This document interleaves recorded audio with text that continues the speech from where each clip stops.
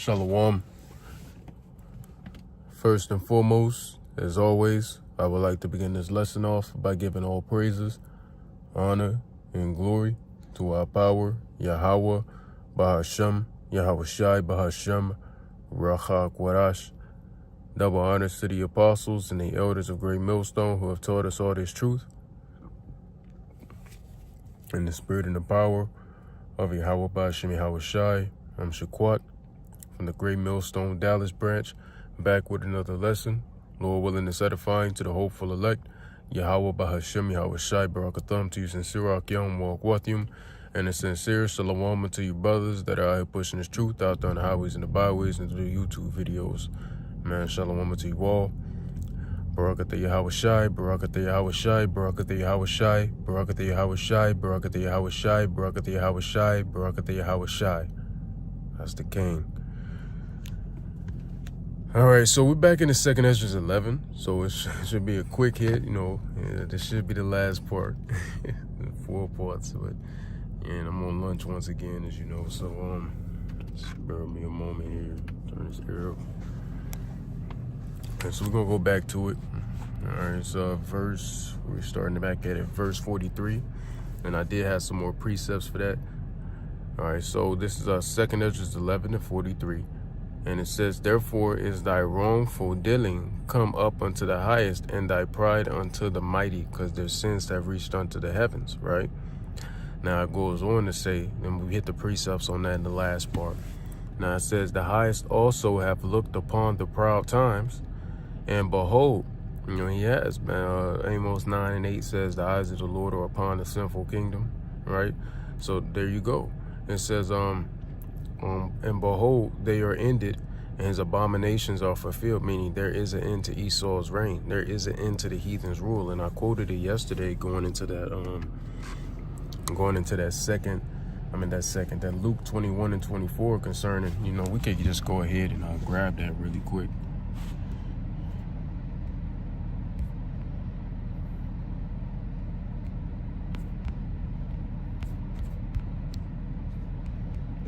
It says, Luke 21 and 24, and they shall fall by the edge of the sword, talking about who? The children of Israel, us, the Israelites, and shall be led away captive into all nations, which we were.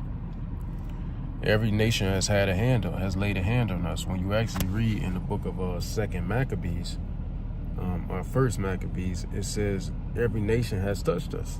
All right, every nation has touched us. Matter of fact, let me find that precept. Hold on.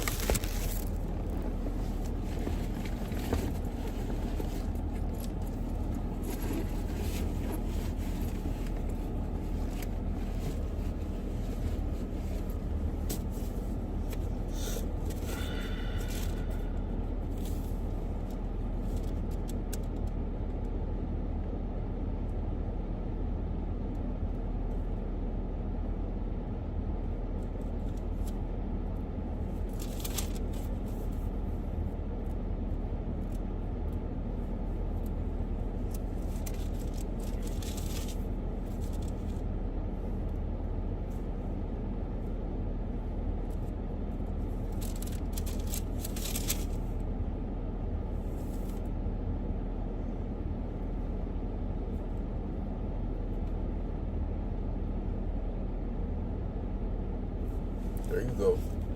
I found it. It's First Maccabees chapter 2 and verse 10.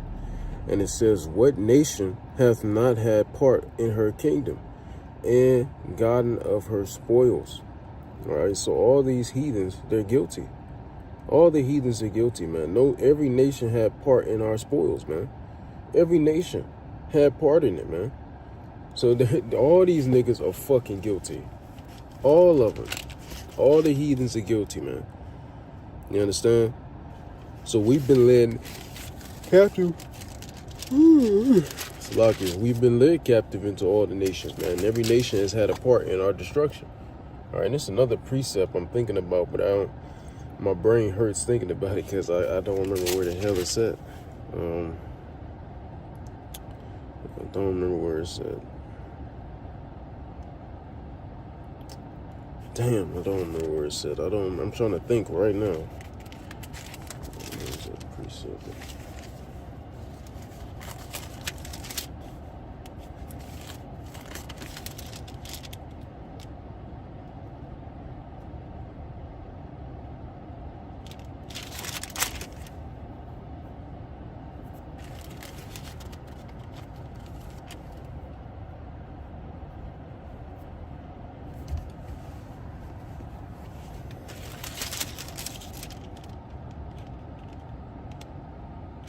Yeah, I don't know, but that's the precept I was looking for. But this one that I'm thinking about right now, just can't remember where it said, but that was one. But anyway, let's get back to that Luke 21:24. Now it says, and Jerusalem shall be trodden down of the Gentiles, or the actual Gentiles, the heathens, until the time of the heathens, Gentiles, be fulfilled.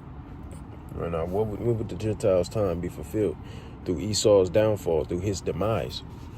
Right? It's going to come through Esau. It's going to come through that Daniel 7, all right, and 7. That's the last beast. All right. But out of that last beast, you had the little horn, Daniel 7 and 8, which is where that destruction will come out of, which is essentially that Daniel 7 and 7, the fourth beast, because it came out of that fourth beast. Same beast. All right. And it's going to go out by way of fire, like it's stated in Daniel 7. All right, but that didn't happen to the ancient Roman Empire. That's going to happen to America. Now, to back that, let's get this second Esdras, the 6th chapter. I know I quoted it yesterday, but I ended the lesson because I want to actually go to it. Second Esdras 6 and 6. Then did I consider these things, and they all were made through me alone, and through none other. By me also they shall be ended, and by none other.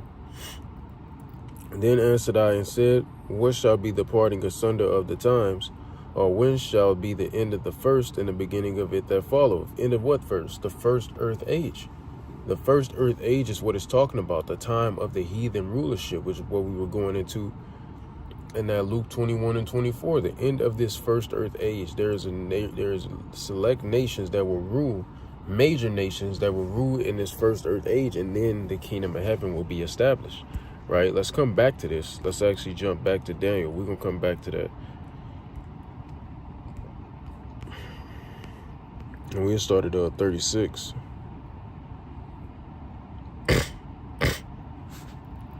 Daniel 2 and 36. This is the dream, and we will tell the interpretation thereof before the king. Thou, O king, art a king of the kings, or a king of kings, for the God of heaven hath given thee a kingdom, power, and strength, and glory. And wheresoever the children of men dwell, the beasts of the field and the fowls of the heaven hath he given into thine hand, and hath made thee ruler over them all. Thou art his head of gold. All right. So what's that going into? The Babylonian Empire. All right. Assyrian Babylonian, because they're the same people, and they're both mentioned in Daniel 7. But yeah, just be exact, the Babylonians. And after thee, and this is going into that statue that people typically see, and after thee shall arise on the other kingdom inferior to thee, and another third kingdom of brass. Oh, forgive me, hold on. Forgive me. I'm misreading this thing. Hold on.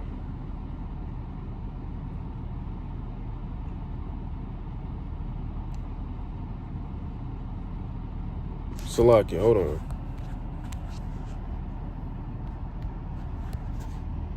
No, I ain't tripping. Hold on. Over here, I ain't finna butcher shit. Hold on 1 second. No, I ain't tweaking. Hold on 1 second. Oh. There we go. Okay, I thought I was bugging. Okay, yeah, okay. I just had to make sure I was right. Salakia for that. That's the Babylonians, like I said. Forgive me. What was I at? What was that? Verse 38. So back in verse 39. And after thee shall arise another kingdom inferior to thee. All right, now that's going into who? That's going into the Medo-Persians, the Persians and the Medes. And then it says in another third kingdom of brass. And the kingdom, the Persians were inferior to the Babylonians, because if you read the book of Judith, if you read through those first 3 chapters, it's going into how Nebuchadnezzar was warring against what's that nigga name? Arphaxad, the heathen though, not the Israelite Arphaxad, but the heathen Arphaxad. All right. So, and he overcame them. He overcame Arphaxad's army. All right. So that's, they were inferior at the time during Nebuchadnezzar's rule. And the dream, who's the ones having this dream right here? Nebuchadnezzar. All right, or Nebuchadnezzar, however you want to say that nigga name. He a heathen anyway. But that's going into the Persians and the Medes. And now it says another third kingdom of brass. All right, now who's that talking about? The third kingdom. That's talking about whatchamacallit. Whatchamacallit. Boy, I'm getting old and I'm young. It's talking about the Grecians, man. All right, the Grecians spearheaded by Alexander the Great. Eventually got down to the wickedest of all Edomites, damn Antiochus Epiphanes. But and then it says, which shall bear rule over all the earth, which they did over that whole known world. And it says in the fourth kingdom, which is what? The Roman Empire. It says, shall be as strong as iron, for as much as iron breaketh in pieces and subdueth all things, and as iron that breaketh all these shall it break in pieces and bruise. There you go.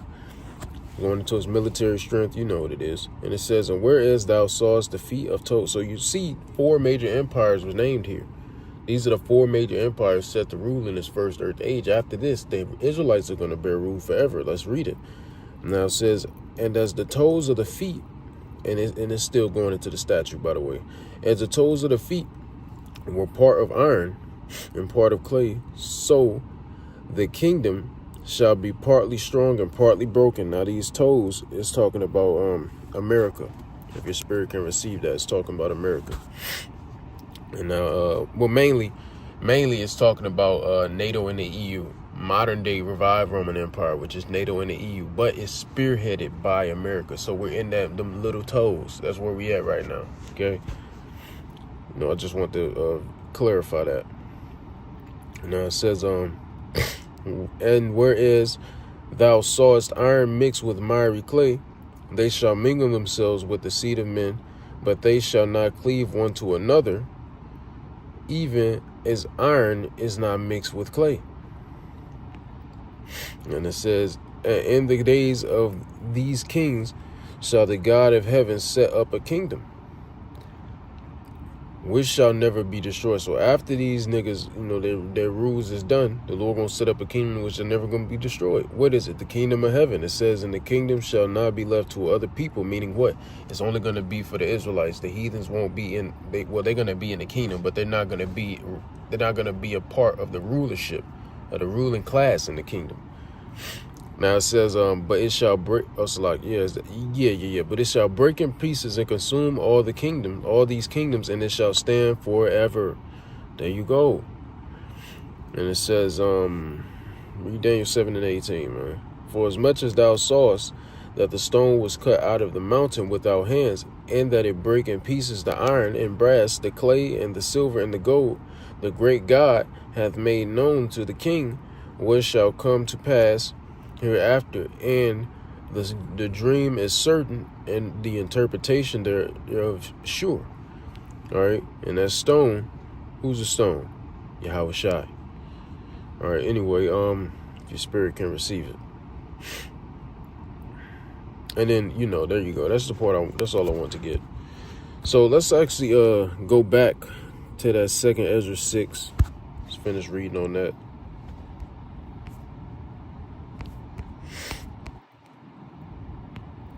Now we were at verse, there you go. So verse 7 again. Then answered I and said, what shall be the parting asunder of the times, or when shall be the end of the first and the beginning of it that followeth? All right. So we know what that's going into now, the end of this first earth age and the beginning of the new earth age, the everlasting one. Now it says, and he said unto me, from Abraham to Isaac, from Jacob to Esau, when Jacob and Esau were born, and Jacob's hand held first the heel of Esau. For Esau is the end of the world, meaning this first earth age, aeon. All right, he's the end of this first age. And Jacob is the beginning of it that follows. So Jacob is going to be the beginning and the end, just the forever of the next age to come. All right. So there you go. Yeah, so that's beautiful, man. That's beautiful. So that's the point I wanted to get with this second Esdras 6. So we could also jump to that what I got second Esdras 15 on here for. Let me see.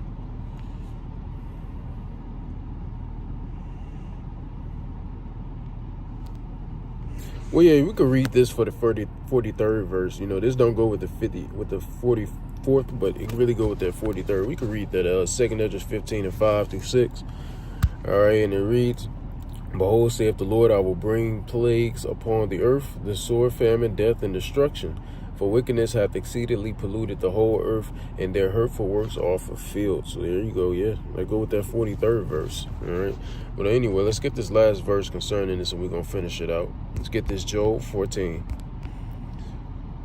Just showing you, man, there is an end to this devil, man. There is an end to this nigga. This nigga does have an end. So this is Job 14 and 5. Seeing his days are determined, the number of his months are with thee. Thou hast appointed his bounds that he cannot pass. So the nigga got bounds that he cannot pass. This devil cannot pass a certain point of power. When he hits that certain mark, the Lord going to throw him down. Well, that's problem. Well, it's right here. Let's get it. Fuck what I'm talking about. Let's get it. It's right here. We're just going to read that 23rd verse, but all this below it is beautiful as well. Now, Job 20 and 23. When he is about to fill his belly, God shall cast the fury of his wrath upon him, and shall rain it upon him while he is eating. So there you go. That's beautiful work.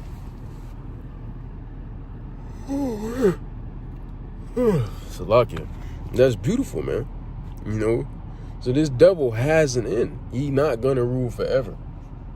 All right? He has a set period of time he's going to rule, but eventually the Lord's going to, be like, all right, it's up. My sons are going to rule now forever. All right, it's their turn. Okay? Your rule is coming to an end, Esau. And you know that. Well, it's at an end, but,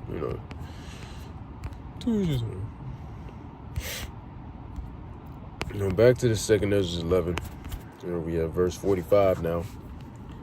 And therefore appear no more thou eagle. All right, so this empire will be done. It will be finished. All right. Now, like I said, multifold. I mentioned it in the first part. You go watch part 1. I mentioned it in the beginning. This is really talking about ancient Rome. But if your spirit can receive it, Romans 15 and 4, things written aforetime were written for our learning. And so in 2 Timothy 3 and 16, all right, all scripture is given in inspiration of the Most High, and it's profitable for doctrine, reproof, and rebuke in righteousness, or whatever it said. You know what it says, 2 Timothy 3 and 16. So there you go. All right, so it can be used. It could be meant for a certain period of time, but also truly be meant for a different period, or it could also go with a different period of time. You understand? So there you go. So that's going to, eventually Rome fell, but also it's going into the revived Rome falling too, if your spirit can receive it. Now it says, nor thy horrible wings, all right? And horrible wings is talking about those Caesars. Thy wicked feathers, nor thy wicked feathers, and my bad, Salakia, I said the wings. The feathers are talking about the Caesars, Salakia. And it says, nor thy malicious heads. Talking about Julius, Pompey, and Crassus, or in the reincarnation, Vespasian, Titus, and Domitian. Now it says, nor thy hurtful claws, nor thy vain body, because the nigga just vain. And it says that all the earth may be refreshed. So when this devil's not ruling no more, everybody gonna be refreshed, man, the whole earth. Because what does the scripture say? When you go to Proverbs, we hit that really quick. Let's go. Where does it say? Proverbs 29 and 2. When the righteous are in authority, the people rejoice. But when the wicked bear fruit, the people mourn. So, jumping back here.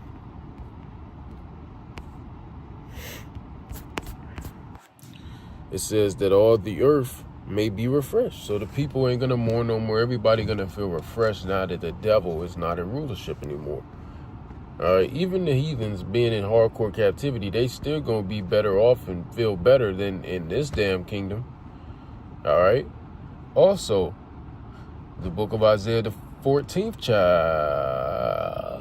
Is that the 14th chapter? No, Salaki, the book of Isaiah, the 24th chapter. Please forgive me.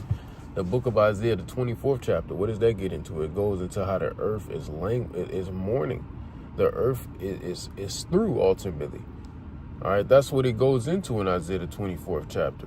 When you go into 2nd Esdras, the 14th chapter, it says the earth languisheth and wasteth away. What the hell? How is that even possible? And the earth ain't even been in existence for half a month, according to the Lord. It ain't even been 15,000 years. How the hell is the earth through? How is it old? That's nothing in the span. When you think about eternity, 15,000 is nothing. You know? But I'm saying the earth ain't even 15,000 years old. How the hell is it old? But anyway, there you go. It says, "And may return, being delivered from thy violence," because this devil is just a violent being. That's why Ezekiel 35 and 5, all right, or 6, one of them two. Ezekiel 35, nonetheless, it says, since this devil have not hated blood, blood shall pursue him. All right, so his violence is going to turn back upon his own head, essentially. All right, because this devil has been violent to all the earth, the people, mainly the Israelites. He's been violent to the environment, literally fucking up the trees, you know, the soil, whatever have you, the air, the food, the animals, you know, the insects, whatever, man. This nigga is literally just polluting and bringing violence to all living creatures, all right, all living things under the heavens. Now it says, "And that she may hope for the judgment and mercy of him that made her." So that's about it, man. That's the end of this devil, ultimately. All right, so anyway, I'm going to end the lesson off there. I do hope and pray that this lesson was edifying to the elect. Just a quick little part 4. All right, and that's the final part. So I hope you all were edified. I hope a brother out there was able to actually, you know, through my breakdown, learn 2nd Esdras, the 11th chapter. You know, Salakia for it being so long and so many parts. You know, I do apologize for that, but you know, the Spirit gonna do what the Spirit gonna do. So that being said, call Halayim La,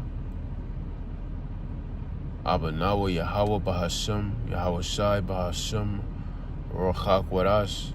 Double honors to the apostles and the elders of Great Millstone who've taught us all this truth in the spirit and power of Yahweh Ba'ashem, Yahweh Shai. And until next time, Abba Babal, Kwam Yasharallah, Gadol Ebadium, Lababal, Hagadol, Yahweh Mahar, Wahavadam. And until next time, I would like to say unto you all, Shalom.